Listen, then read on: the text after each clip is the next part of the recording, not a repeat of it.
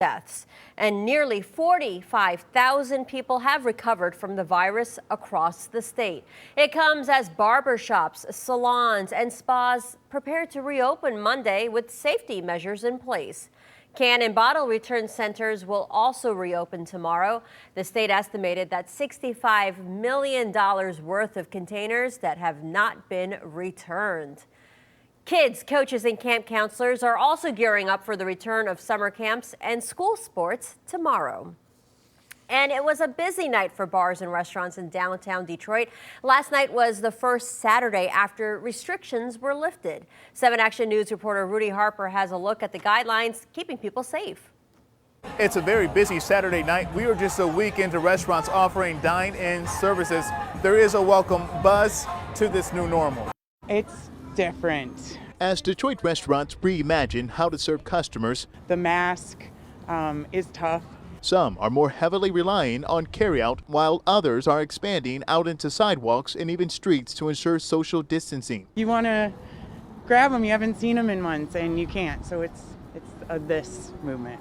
Sarah Farmer is the general manager at Detroit Sports Bar and Grill on Woodward in the heart of the city near the stadiums. They have a brand new patio, and she's also selling safety to ensure customers feel comfortable returning. And we'll do a temperature check for them on this one. It's about 5 to 8 inches away from her.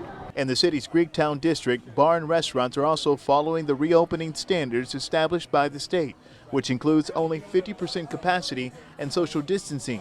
Meantime, cities are trying to speed up the outdoor permit seating process to give customers more space and restaurants more revenue. Although some have looming concerns about a COVID-19 resurgence, it's not the case for Derek Kimbrough. It feels great to be on the patio. He feels confident enough to dine out. I'm happy. You're happy? I wouldn't even be here if I felt, intimidated or scared. Businesses are adapting, and people tell us they're getting used to this new normal. Soon, a manager says this street will be shut down so they can expand their table service into the streets. In downtown Detroit, I'm Rudy Harper, 7 Action News. Well, protests continue across the country for the third weekend in a row. Hundreds of protesters gathered in Minneapolis, where George Floyd was killed, for a rally at the Minnesota Vikings Stadium and a march through the streets. In Chicago, demonstrators marched in the Loop area calling for an end to racism. And in Los Angeles, volunteers painted Black Lives Matter on the road at Hollywood and Vine. In Atlanta, the police chief is off the job, stepping down after an African-American man was shot and killed by police officers Friday in a parking lot of a Wendy's. ABC's Rena Roy explains what led up to the shooting. Authorities in Georgia are scouring through videos of a violent struggle that turned deadly outside a Wendy's in Atlanta Friday night, when officials say police shot and killed 27-year-old Rayshard Brooks after he allegedly resisted arrest. I don't want anyone in any circumstances to rush to any form of judgment. It's very easy to do in these cases on either side. We realize there's a tremendous amount of emotion. Officers were called to the parking lot around 10:30 p.m. with complaints of Brooks asleep in his car blocking the drive-thru. Police claim he failed a sobriety test and that when they tried to arrest him, he resisted and was able to grab an officer's taser. In this surveillance video, you can see him running away, then appearing to point the taser at the officers. At that point, the Atlanta officer reaches down and retrieves his weapon from his holster, discharges it, strikes Mr. Brooks there on the parking lot, and he goes down. Today, Atlanta Police Chief Erica Shields stepping down after calls for her resignation as protesters demand police reform and racial justice. Chief Shields has offered to immediately step aside as police chief so that the city may move forward with urgency in rebuilding the trust so desperately needed throughout our communities. Demonstrators gathering near the fast food restaurant, their rally cries even louder now. It fueled a fire, a worse fire. We've been doing all this peaceful protesting, and in the midst of that, you guys are still killing us. Meanwhile, cities all over the U.S. are seeing their third weekend of mass protests over the death of George Floyd. Tensions rising in places like Nashville and Seattle, where demonstrators have seized control of some areas, claiming them as autonomous zones. The Georgia Bureau of Investigation is working with Atlanta's District Attorney's Office to determine if improper force was used, but the mayor of Atlanta says she does not believe the shooting was justified and is calling for the officer to be fired. Rena Roy, ABC News, New York. And back here at home, protests in downtown Detroit will move to another level this coming Saturday. The group, Detroit Will Breathe, has been protesting every day at 4 o'clock. During yesterday's demonstration, they announced plans for a public tribunal on police brutality against protesters Saturday. The group is calling on any protester who is arrested or ticketed to participate. A location for the gathering has not yet been announced. Well, this peaceful protest was held Saturday in Ann Arbor. Organizers say their goal is to strengthen and amplify their movement's voice in response to the death of George Floyd.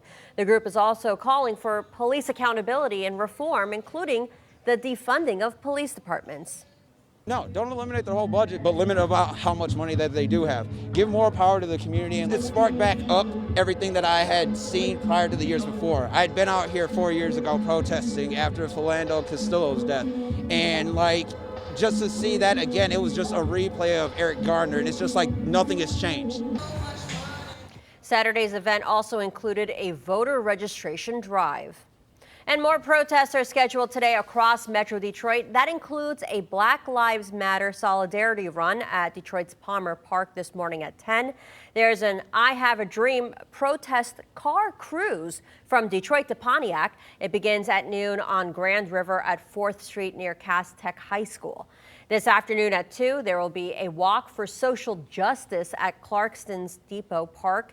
And in Trenton tonight at 6, there will be a Black Lives Matter rally in Elizabeth Park.